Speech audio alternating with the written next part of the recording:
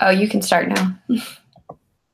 Howdy, Ags. My name is James Pace, and I'm a fifth-year senior. Today, I have the honor and pleasure of defending one of the deadliest insects of them all, the Anax Imperator, or as you and I like to call it, the Emperor Dragonfly. Howdy, everyone. My name is Ulysses Salinas, and I will be defending the Glenurus Gratus, or better known as the antlion. Today, we will be debating whether the Anax Imperator or the Glenurus Gratus make the better predator. All right.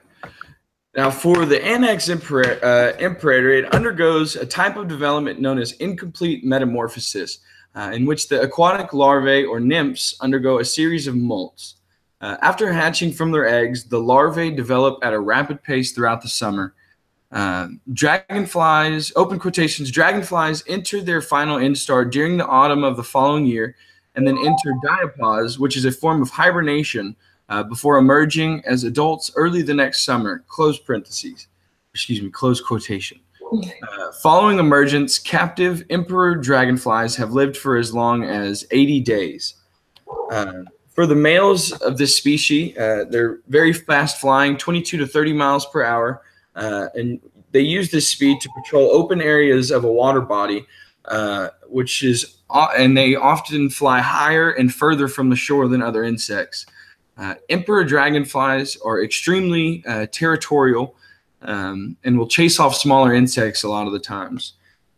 So the larvae are actually active predators as well. They are typically well camouflaged, and they like to stick to places with thick vegetation. So, for example, they're oftentimes found clasping to twigs or stems that are close to the water surface. But unlike most insects, the Anax Imperator larvae has been known to hunt in open waters using a propulsion technique. So to go into a little bit more detail, the larvae of the emperor dragonfly themselves are voracious predators. They're armed with these just fierce mouth parts, what known as masks. And so this mask is basically these two barbs that are tucked under the head, and they're rapidly extended at about 25 milliseconds. Rapidly extended in about 25 milliseconds. And so with that size and that sharpness, they're able to pierce their prey. And so, you know, they've been known to catch things as large as small fish. And then once they're adults, the dragonfly uses its size and speed to just basically gain an advantage in the air. And so a lot of the times they'll hunt in the air, and they won't even land while they're eating. You know, if there's anything that's an indicator to being deadly, it's the fact that you can hunt your prey and eat it on the go. So, Yuli, if you'd like to give your spiel, you're more than welcome to. So the Glenurus Gratus begins by the laying of eggs and burying them in the sand. They then hatch as larvae. The eggs emerge from the sand as larvae after fertilization. So they sit in the sand for a while, and then the male comes by and fertilizes the egg, and then they're in the sand until they come out as larvae. But all three of the larval instars mainly reside in dry hollows of trees, but can also be found in assorted debris and some fecal matter. I think I read that they're mainly found in squirrel matter, which would make sense. The completion of the larvae's life cycles depends on the abundance of food as well as the duration of warm nights throughout the year, but typically takes 1 to 2 years. When the larvae reaches its maximum size, it pupates and then undergoes metamorphosis, or it turns into a cocoon. Cocoon construction to adult emergence can take about 28 days. The larvae of the Glenurus Gratus are able to dig and run after their prey, but not very fast. For the most part, they lie in wait for their prey. They feed on insects such as termites, beetle larvae, and ants. They capture their prey by making a small pit in the sand, and once a small insect falls into it, the antlion uses its pincers, captures the ant, then uses its stinger to poison and paralyze the insect. They can eat up to 22 ants a day. Both adults and larvae are predators and are economically beneficial. Adults commonly feed on caterpillars and aphids, whereas the larvae feed on surface dwellers such as ants and other insect larvae. The adult antlion typically lives for 25 days, but in some cases can live up to 45 days. The larvae of the antlion are commonly referred to as doodlebugs due to the spiraling marks they leave in the sand in the process of relocating.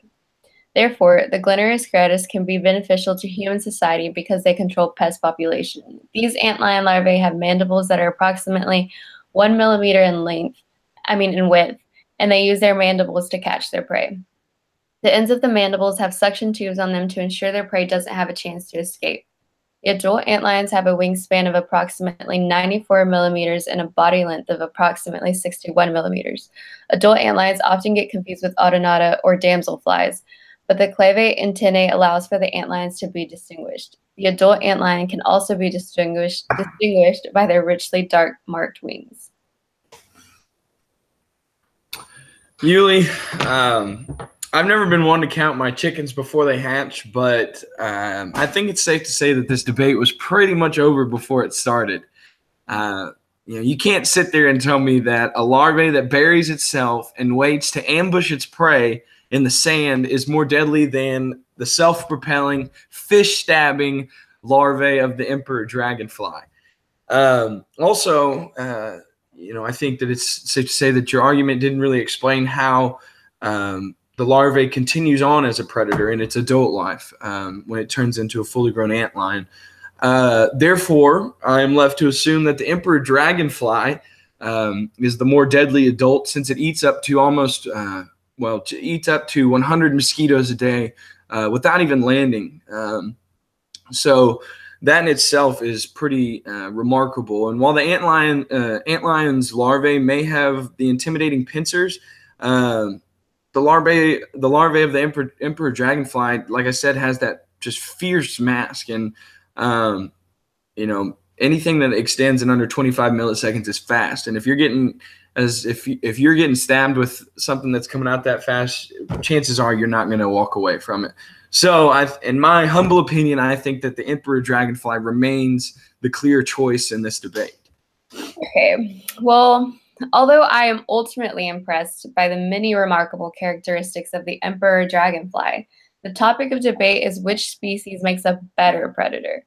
Unlike the emperor dragonfly, who has to constantly be active in order to catch their prey and risk losing it in midair, the antlion is able to camouflage itself into the sand or into the hollows of trees and wait for their prey to come to them. In my opinion, if I were an insect, I would rather bury a 15-millimeter pit of death in the sand, let my meal venture too close to the rim, and fall right into my killer jaws. Like the Anax Imperator, the Glenurus gratus is also an active predator as larvae and as an adult.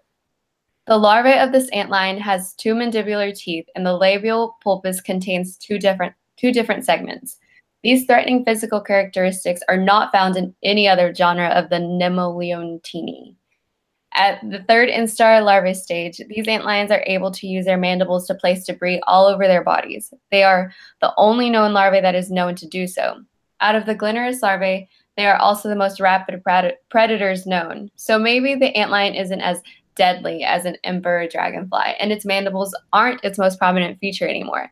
But they develop wings that expand up to 94 millimeters long, which make the adult antlion look huge and fearsome while making almost no sound whatsoever while it's flying. So, Yuli, I will acknowledge that the antlion has more menacing qualities as an adult than I had originally realized.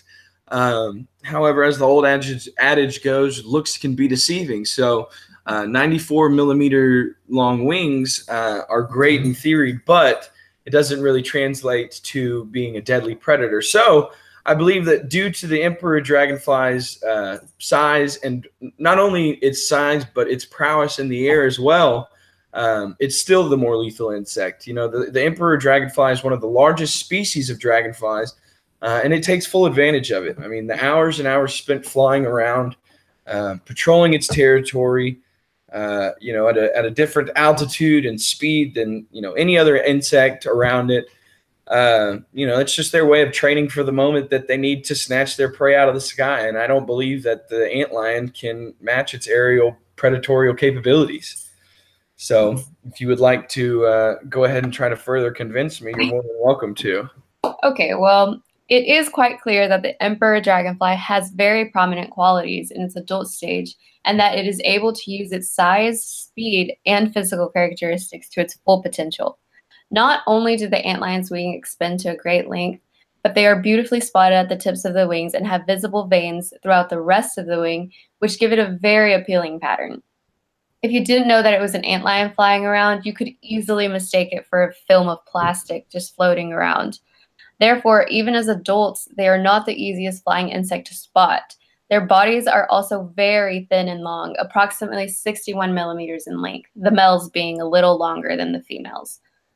On the other hand, the emperor dragonfly has a large upper body and are normally a very bright green-blue color, which in my opinion would make it a lot easier to spot. The adult antlion is capable of feeding on something as big as a caterpillar and a number of aphids. I think I also read that they can feed on spiders. It is no secret that the antlion has been able to adapt magnificent tactics as a predator. If antlions were any bigger, I would probably fear this small but mighty insect. These antlions are known to be very feeble flyers, and to their advantage, they are nocturnal. Adult antlions are rarely spotted flying around in the day. So, Yuli, I'm going to go ahead and just list you some stats right now. 7.8 centimeters long, just about as wide, flight capabilities of up to 30 miles per hour, and not to mention a larvae stage with a deadly piercing mouth as a weapon and a name fit for a king, no pun intended. So with that being said, I posed one question to you. What else is there to ask for in the ideal predator? Well, if you ask a mosquito, I doubt they would have much to say. Not only are the emperor dragonflies deadly, they're human friendly. Every day they set out to rid the world of nasty mosquitoes and the diseases that they carry. When I think of the Anax Imperator, I think of performance with a purpose, and that alone sets them above and beyond the antlion and its what I consider to be subpar predatorial skills. So in conclusion, I am fully firm in my position that the emperor dragonfly is the much more formidable predator in all circumstances. Thank you. Well, I have heard enough to conclude that the Glenurus gratus is the better predator. Although both insects have incredible physical characteristics that allow them to be great predators, it is in my opinion that the antlion has managed to adapt even better tactics to survive. From a larva to an adult, the antlion has been an active and fierce predator. After all, what other larvivore as a whole waits for its meal to arrive, injects it with a lethal poison that paralyzes it in its entirety, and then sucks up all of its insides? I don't know about you, but I wouldn't want to be an ant. As an adult, not only are they incredibly pleasing to look at, but they are still capable of being unseen due to nocturnal nature and speed. They are capable of attacking prey that is 2 to 3 times its size. This insect is no joke. Not only is the antlion a fierce insect, but it's an important part of our ecosystem. They are predators that get rid of ants and other pests that could damage plants or other natural things in our environment. The Glenurus gratus is a smart predator. And although, James, you put up a very good fight, I stand with my original statement. The antlion is a better predator than the emperor dragonfly. Well, Yuli, we are all entitled to an opinion, and this has been fun. I agree. And this concludes our debate. Yeah, thank you.